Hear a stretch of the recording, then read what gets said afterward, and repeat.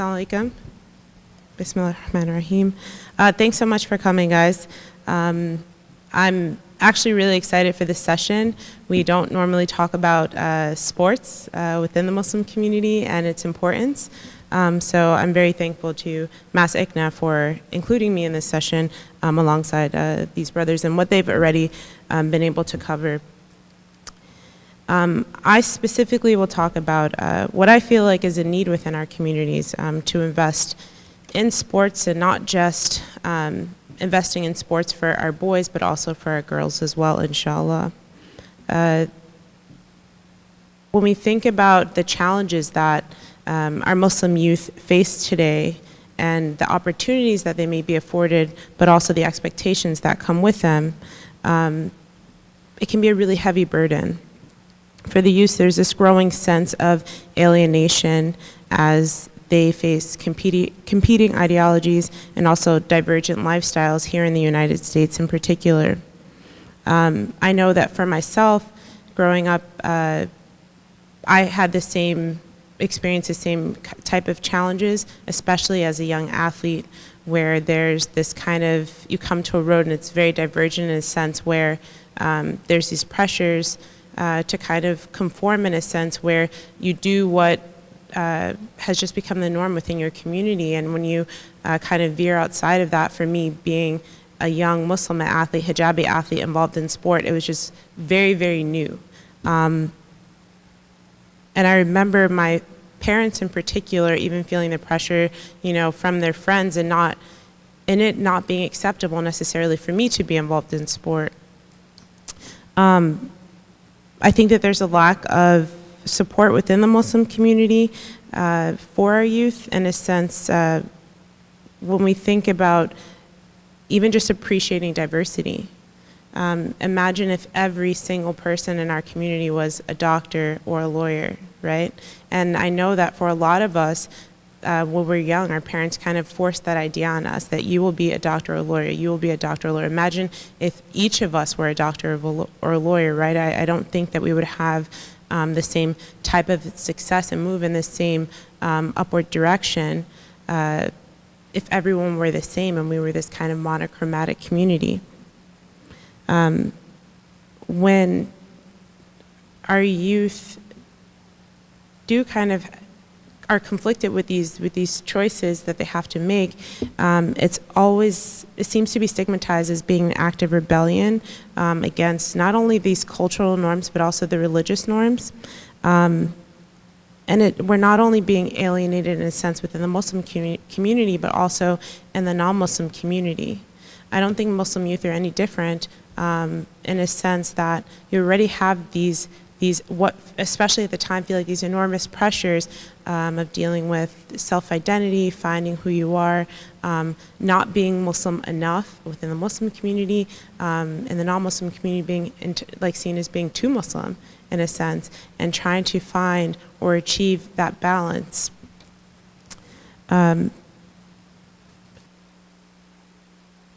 I know that for me growing up, being the child of converts, it was very much so a part of our family structure to be involved in sport.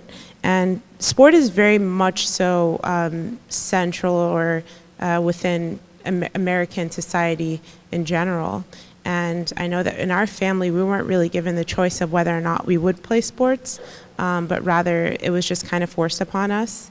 And in a sense that, you know, my parents saw the value in sport, whether that be like us being active as kids, and also for my parents, it was like, we want to know where you are from the hours of 3 to 5, right? That was a way for them to keep an eye on us, and also for us to lead these active, healthy lifestyles. And it was a way for us to have, you know, halal, like social interactions with our classmates. Alhamdulillah, a few years ago, I was appointed as a sports ambassador for the United States. And I've traveled to so many different countries speaking about the involvement, our youth involvement in sports, and also the value of sport itself. When I traveled to the United Kingdom, What I didn't know as I was going to be visiting all these different public high schools, I didn't realize the large Muslim communities within these public high schools. I visited a lot of inner city schools that have really large Desi communities, and one school I visited had 80% of their girls were hijabi. And this is a public school in the middle of the United Kingdom, and they had in place sports programs for their kids. When I traveled to Senegal, I went to a high school with over 1,000 children, or 1,000 girls. It was an all-girls school, and these girls, have these sports programs in place, and it's literally like in the middle of the school's campus with no grass, it's all dirt, right? And there was a value placed on the youth involvement in sports for a multitude of reasons. According to the UN, when girls participate in sports, they're more likely to attend school and able to reach their potential in contributing in society. And when women and girls are able to walk onto the playing field, per se, they're more likely to step into the classroom, the boardroom, and step out really into society as leaders. Sports plays into the development of leadership skills, health and wellness, and also the academic success of our youth. It has the potential to empower our children, and I feel like right now in particular, within a lot of the Muslim families here in the States, sport is seen as a distraction, right? Especially for our girls, it's like, no, we need you to be at home. We don't want you involved in sports. And I think that there's not as much emphasis or value seen in the importance of just being active for a few minutes a day. Just a few minutes of exercise, like 20 or 30 minutes a day, can really have the power to change a person's well-being, whether that be like just calming your nerves, increasing your endorphins, getting your blood flow increase, and just changing your mood, right? When we're active, like who here feels just a little bit better about how their day is going? I know I do. Like if I don't work out, my family's like, you're really moody today, right? I feel like I just feel better if I start the day off after. For me, like it's really important for me to go running after Fajr. If I'm gonna get my day started off right, I like to go running in the morning. But for me, I think that sport is more than just being active. It teaches you so much about who you are. I think that it also, which is really important for our youth, in teaching you time management, how to make mistakes. I know that there's this pressure for us to be on and be perfect all the time, and we all know that that's not humanly possible. When we're involved in sport, in order to be successful in sport, you know that you have to, one, be willing to work hard. Like it's easy to be an athlete and to be out there and just kind of stand there and not be successful. One thing that I've learned in sport, even now as a professional athlete at the, alhamdulillah, the elite level of sport, is that losses happen. And I do make mistakes as an athlete, but one thing that I know, when I do make a mistake, that I can, or when I do lose, I know that I can learn from those mistakes. I don't mind losing, and I think that comes from having a strong spiritual base that maybe my teammates, haven't been afforded. When they lose, they take it very difficultly. They kind of internalize it. I know when I failed to qualify for the Olympic team in 2012, it didn't really affect me the way one would think that it should have. I didn't cry. I didn't feel, too bad. I was like, oh, well, it happens, right? And that just kind of encouraged me to work even harder to qualify for this team in 2016. When I lose, I'm able to go back to the gym. It kind of gives me this added motivation to work hard. And I don't think that that's something that is specific to me as an Olympic athlete. I think that everyone has that same, or should have that same type of internal ability to reflect and also encourage themselves to work a little bit harder. I believe that sports has the ability to teach us to be leaders and also how to follow. I know that I haven't always been the captain of every team that I was on, or I haven't been necessarily the weakest member of my team, but it's taught me how to work well with others. It's taught me how to have good sportsmanship, and also how to control your emotions in spite of a loss. And for me, that comes from having, again, a strong spiritual base. It's easy to lose. When you lose, I want to throw my mask. I want to throw my saber.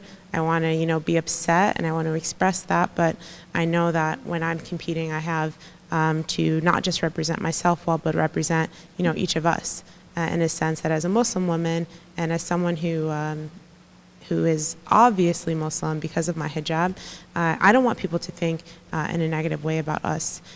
So sport has taught me to kind of control your emotion and also how to deal with loss. And I think more importantly, it's taught me how to set goals and how to and be able to reach them. There's so many instances where, especially as women, as individuals of color, we're told that there are limitations to the things that we can do from the time we're young. I remember I was 13 when someone referred to me and called me the N-word. That was the first time anyone had said anything like that to me. I remember being at sports competitions as a kid and being told that I shouldn't be there because I was black. I was the only black kid at fencing competitions. Or, how my hijab in some way hindered, me from being successful within the sport, or if my hijab was safe for me to compete with other kids in the room. And I think that having those obstacles placed in front of me has always made me strong. I've always said that, no, my journey as an athlete hasn't been hard, and certainly not as hard as those who have come before me, especially within the sports world. But I know that having those things in front of me, they've never deterred me. I've always been a person who hated hearing no. I hated to hear from people things that I couldn't do because I was Muslim, because I was girl, because I was black. I'm like, all right, come on, I get it. But I'd never let that deter me, and I think that we need to get out of our own way, not just as individuals, but as a community. Why do we put certain limitations on our girls but not on our boys? Why do we say, you have to kind of fit into this cultural box in order to be accepted? And I think that that's one of the things that makes the Muslim community so great, is how diverse we are, the things that we're able to achieve, and not just achieve for ourselves, but achieve for one another. I'm a true believer in us each having something special inside of us that we can use to be a benefit to our community in order to make it better, in order to make it grow, and more importantly, in order to be proponents of change. There's so many issues that we all face collectively and individually right now. I think this is probably one of the hardest times for us as Muslims, but I believe that each of us has the ability to be proponents of change, and we have to believe that. You have to be your own biggest cheerleader. I can tell you until I'm blue in the face that I believe in you and you can be successful. If you don't believe that for yourself, it won't happen and it won't manifest itself. Don't wait for your parents and for your spiritual leaders to tell you that you can be great, but that's something that we know as Muslims, that we know that we have inside of ourselves, to give back and be proponents of change and not allow the limitations that society kind of places on us, and the burden that they say that we have because we're people of color, because we're Muslim. I don't believe these things, and I never have and never will. And inshallah, each of us can find that strength to believe in ourselves and be proponents of good in this world. I'm looking forward to everyone's questions. Hopefully I didn't go for too long. Thank you so much. As a Muslim athlete who is also getting endorsement deals, how do you balance your faith in a high-profile job? Have you had any difficulties? Well, mashallah, I appreciate the support. I will say that I think one of the misconceptions about being an athlete or a public figure within the Muslim community, there's a disassociation between having any pushback or facing any obstacles. I want people to know that being a member of Team USA is one of the hardest things, and continues to be one of the hardest things that I've had to experience in my life. I know that that's a question that I get a lot about endorsement deals, and if I think that me being a Muslim woman, me being a woman of color, and being so verbal about the things that I faced as an athlete, the discrimination that I faced, the racism that I faced, if that will somehow prohibit me from getting endorsement deals as a professional athlete. And for me, I've always said that I don't want to work with any companies that take issue with the things that I have to say, that those relationships weren't meant to be, and I wasn't looking for those relationships anyway.